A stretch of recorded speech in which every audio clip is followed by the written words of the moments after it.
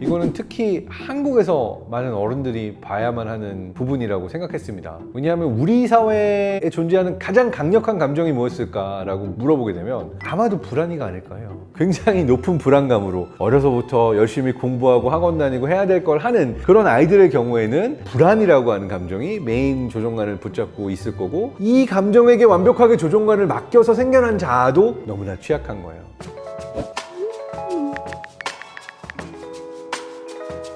안녕하세요, 뇌과학 박사 장동선입니다. 자, 오늘 저의 머릿속 조종관에는 기쁨이가 뿜뿜하는 게 느껴지시죠? 왜냐하면 제가 정말 좋아하는 영화 얘기를 할 수가 있어서 되게 기쁜 상태에서 오늘 왔습니다. 이거 정말 티셔츠까지 오늘 입고 왔어요. 정말 좋아하는 영화입니다. 사실 인사이드 아웃 첫 번째 편은 거의 10번 정도 본 것 같고, 뇌과학자가 봤을 때 그야말로 몰입하면서 볼 수 있는 영화들 중에 손꼽히는 영화입니다. 자, 인사이드 아웃 얘기하자마자 항상 아내가 놀려요. 왜냐하면 이 첫 번째 영화가 2015년에 개봉을 했는데 제가 독일에서 한창 힘들게 박사과정 하고 있을 때입니다. 그래서 아내랑 같이 영화관에 이걸 보러 갔죠. 다른 한국 유학생 박사과정 부부와 함께. 근데 인사이드 아웃 보면서 정말 통곡을 하면서 오열을 했던 두 사람이 한국 아빠 둘이어가지고 영화관에 있던 다른 가족들이 막 우리를 보면서 웃기 시작하는 거예요. 저 사람들 왜 저렇게 우냐고. 하여튼 이 영화 보면서 너무 울어서 눈이 퉁퉁 부어가지고 나왔는데 와이프들이 되게 창피해하면서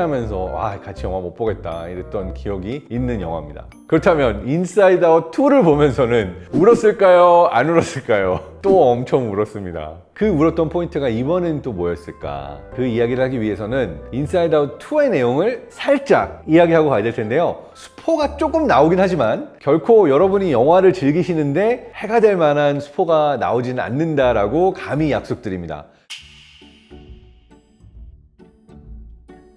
이번 2편에서는 사춘기를 겪고 있는 라일리를 다루고 있고, 사춘기를 겪으면서 새로 들어온 감정들을 만나게 되죠. 그 새로 들어오게 된 감정들은 약간 부정적일 수 있는 감정들이에요. 불안, 따분함, 불업이, 그리고 당황이. 왜 새롭게 등장한 캐릭터들이 대부분 약간 부정적인 느낌이 들까? 그 이유는 뭐냐면 이 사춘기 시절의 아이들의 머릿속에 이 부정적인 감정들이 내가 건강한 자아를 가진 어른으로 자라나는 데 있어서 꼭 필요합니다. 자아라고 하는 것은 그냥 가만히 놔두면 내 안에서 뿅 하고 자라나는 게 아닙니다. 사실은 굉장히 많은 기억들이 쌓이고 그 중에서 선택적으로 내 안에 남겨진 어떠한 중요한 기억들이 신념을 만들죠. 나는 이런 사람이다. 난 이걸 할 수 있는 사람이다. 그 신념들이 모여서 자아상을 만듭니다. 사춘기가 된 라일리의 머릿속 안에 그 신념들이 자아를 만드는 과정이 굉장히 아름답게 그려져 있어요. 나무가 자라나는 것처럼 많은 기억들이 심어지면 그 기억들로부터 신념들이 자라나서 자아라고 하는 꽃을 피우는 그 과정들을 보이고 있는 거죠.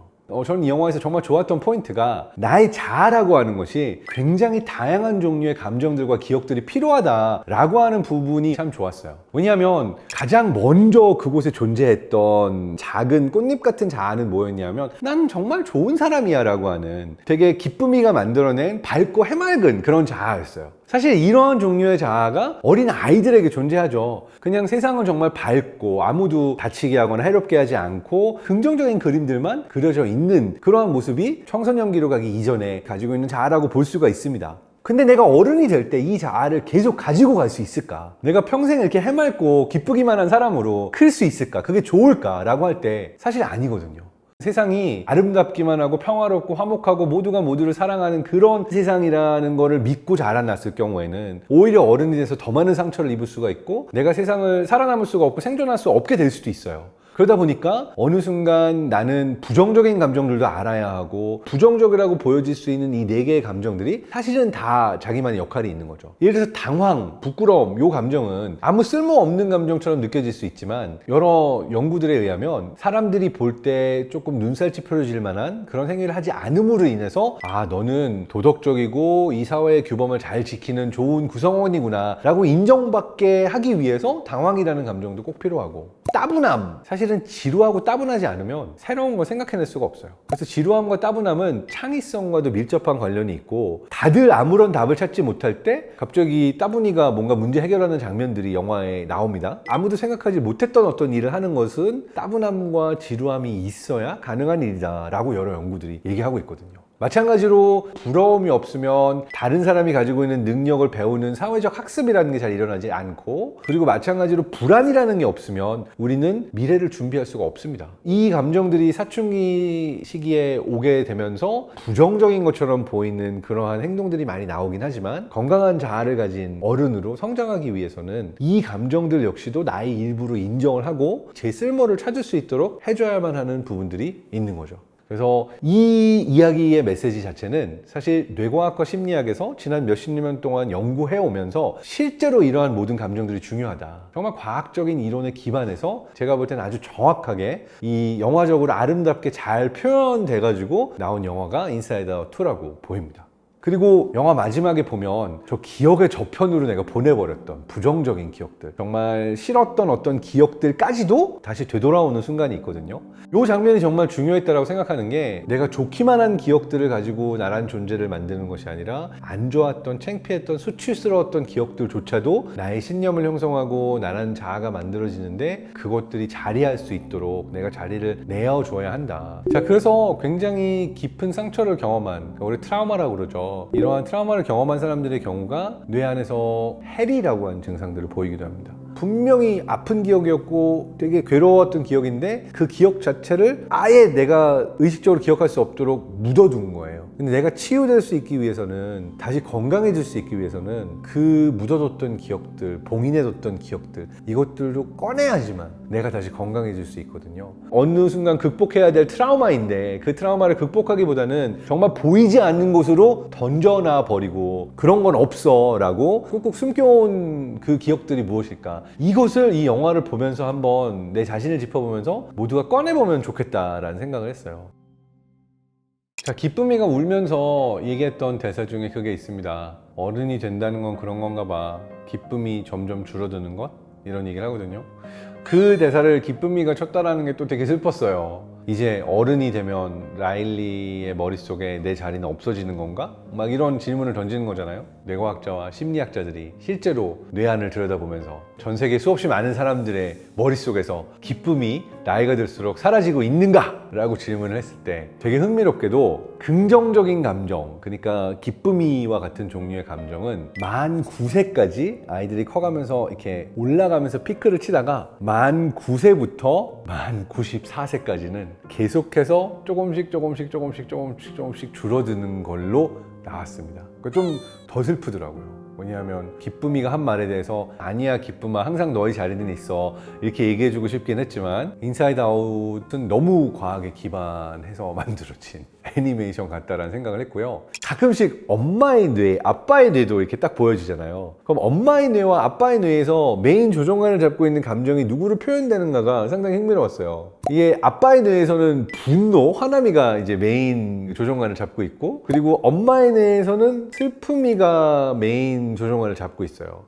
이게 사실 또 시사한 바가 컸다라고 생각하는데, 아마 많은 아빠, 엄마들이 그 감정들에 공감할 수 있지 않았을까라는 생각이 듭니다. 사실 아빠의 역할의 경우에도 결국 버럭하고 화를 내야만 하는 순간들이 꽤 많고요. 근데 그것은 어떻게 보면 누군가를 보호하기 위함이기도 하고, 교육이건 아빠가 스스로 해야 된다라고 생각하는 역할 때문에 나오는 부분들이 있어서 아빠의 역할과 분노 상당히 납득이 많이 가게 됐던 부분이 있고, 정말 좀 슬프긴 했습니다. 그렇지만 엄마의 머릿속에 메인 감정이 슬픔이었던 것도 시사한 바가 컸던 것 같아요. 왜냐하면 가족들을 위해서 나를 항상 약간 뒷전에 놓고 아이들과 가족을 챙기는 그런 모습, 또 아이를 낳자마자 생리학적으로 베이비 블루스라는 걸 겪게 되면서 아이와의 관계를 만들어가고 또 새로운 그 엄마로서의 역할을 찾아가게 되는 생물학적 과정이 있거든요. 그래서 엄마의 머릿속에서 되게 큰 역할을 하고 있기도 하고요. 흥미로웠던 건 어쨌든 다 큰 라일리의 엄마 아빠의 뇌 안에 불안이는 없었어요. 마지막 장면에 살짝 나타나죠. 야 오랜만이다 이러고 인사를 하잖아요. 그 얘기는 분명히 엄마 아빠도 사춘기 때 불안이가 메인 조종관을 잡던 시기가 있었을 테지만, 그 이후에 어느 순간이었건 불안이를 제어하는 데 성공해서 다른 감정들이 메인 조종관을 잡고 있는 그 상황을 보여줬던 것도 되게 흥미로웠습니다. 첫 번째 이 영화가 던지는 메시지는 아주 분명한 것 같습니다.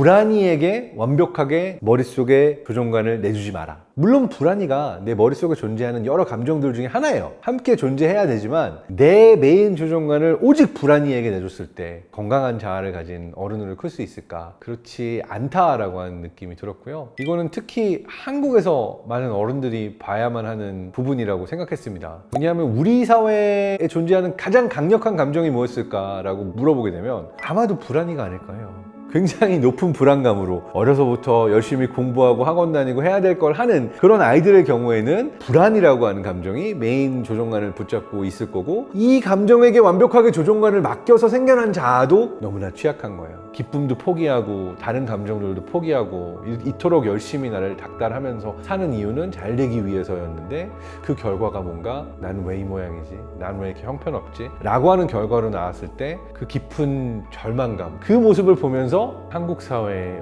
많은 사람들이 겪고 있을 감정이 되게 깊이 느껴지면서 저의 감정을 추스리지 못하고 오열하고 말았답니다.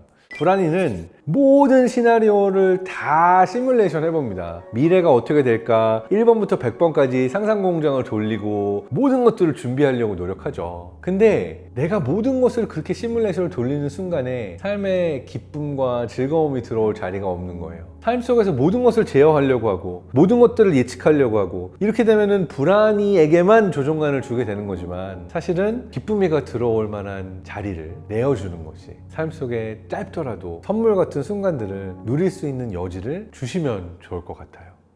두 번째가 뭐냐? 영화 자체가 너무나 좋은 치유의 도구였다라고 이야기하고 싶어요. 무슨 얘기냐면요, 사실 우리가 일상 속에서 내 감정들에 대해서, 내 기억들에 대해서 완전 솔직하게 꺼내놓고 이야기할 만한 기회가 거의 없어요. 건강한 마음을 가지기 위해서 제일 중요한 것들 중에 하나가 내 안에 존재하는 감정들을 온전히 봐주고 표현할 수 있는 기회를 주는 거거든요. 그래서 저는 이 영화가 너무너무 좋습니다. 왜냐하면 이 영화를 통해서 우리가 다른 사람들과 나의 감정들에 대해서 이야기를 할 수 있고 또 타인을 이해할 수 있는데 아주 좋은 치유의 도구가 이 영화라고 생각을 하거든요. 영화를 보고 나서 자기 자신에게 질문을 던져보세요. 나는 어떤 감정한테 제일 마음이 갔을까? 어떤 영화의 장면이 내 안에 어떤 감정들을 건드렸을까? 이게 나 자신을 관찰하고 내가 느끼고 있는 감정들을 알게 만드는데 아주 좋은 도구가 된다라고 생각을 하고 있고요. 다른 사람들과도 이 이야기를 나눌 수 있는 기회로 삼았으면 좋겠어요. 여러분 안에 있는 감정들을 꼭 다 껴안아 주시기를 부탁드립니다. Believe in yourself.